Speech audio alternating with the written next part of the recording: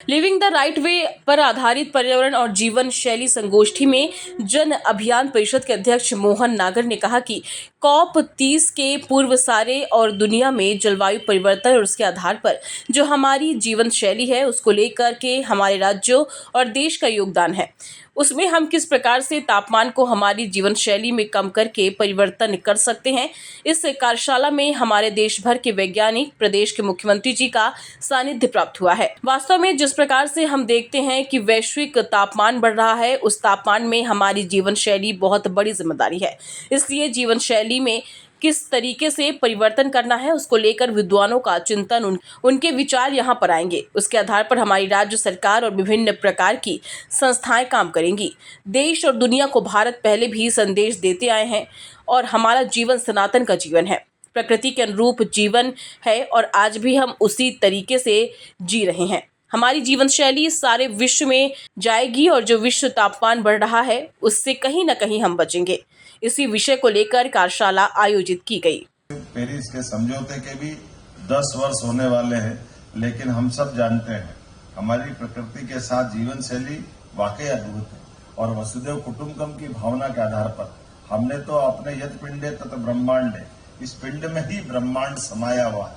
और ये बोलने की नहीं, हम तो अपने भाव से भी व्यक्त करते हैं। देवी देवताओं ने भी हमारे साथ अगर शस्त्र रखे, लेकिन वाहन से वो नाता जोड़ करके प्रकृति के जीव मात्र से प्रेम का भी संदेश हमारे देवता देते हैं। मैं आज के इस अवसर पर हम सब मिलकर के एक अच्छे विचार के लिए यहाँ बैठे हैं। मैं कुंभ की नगरी से आता हूँ, सिंहस्थ की नगरी से आता हूँ। ऐसे में वैचारिक कुंभ के आधार पर हमारी आज की ये वैचारिक यात्रा भी अपने मुकाम तक पहुंचेगी, ये शुभकामना देते हुए एक बार फिर मैं मध्य सरकार की ओर से आप सबका स्वागत करता हूँ, अभिनंदन करता हूँ। और आपके माध्यम से ये बात अंतर्राष्ट्रीय स्तर पे भी पहुंचे, राष्ट्रीय स्तर पे भी पहुंचे। राज्य सरकार को लेकर के इन सारे कामों में जो आप भूमिका दोगे, जन अभियान हमारा बहुत अच्छा काम कर रही है। नवकरणीय ऊर्जा के क्षेत्र में भी हमने सरकार के माध्यम से ये जो परंपरागत, यद्यपि मैं बोलूंगा तो बड़ा मुश्किल जाती सरकारी पद पे बोलना, लेकिन ये बात सही कि जब हमारी आजकल रिन्यूएबल एनर्जी का जमाना है तो इस बाकी चक्कर में क्यों पड़ना चाहिए। और ये बड़ा चुनौती का भी मुद्दा है, लेकिन इसको सरलता के आधार पर अभी हमने अपने किसानों के लिए देश और दुनिया में जो जलवायु परिवर्तन है और उसके आधार पर जो हमारी जीवन शैली है उसको लेकर के हमारे राज्यों का योगदान और देशों का योगदान, उसमें किस प्रकार से हम तापमान को कम कर सकते हैं, हमारी जीवन शैली में परिवर्तन कर सकते हैं, उसको लेकर के यहाँ मैपकास्ट के द्वारा और एक कार्यशाला का आयोजन किया है, जिसमें हमारे देश भर के और वैज्ञानिक यहाँ पर आए हैं। हमारे प्रदेश के मुख्यमंत्री जी का अभिवादन यहाँ पर प्राप्त हुआ है। और वास्तव में जिस प्रकार से हम देखते हैं कि वैश्विक तापमान बढ़ रहा है और उस तापमान में हमारी जीवन शैली बहुत बड़ी जिम्मेदार है, और इसलिए जीवन शैली में हम किस प्रकार से अपना परिवर्तन कर सकते हैं उसको लेकर के विद्वानों का चिंतन, उनके विचार यहाँ पर आएंगे और उसके आधार पर फिर हमारी राज्य सरकारें, भिन्न भिन्न प्रकार की संस्थाएं उसके अनुसार अपना व्यवहार करेगी। और देश और दुनिया को संदेश भारत पहले भी देता आया इस प्रकार का कि हमारा जीवन जो है वो सनातन का जो जीवन है वो प्रकृति के अनुरूप ही जीवन था, आज भी है। हम प्रकृति के अनुसार अपना जीवन जिए।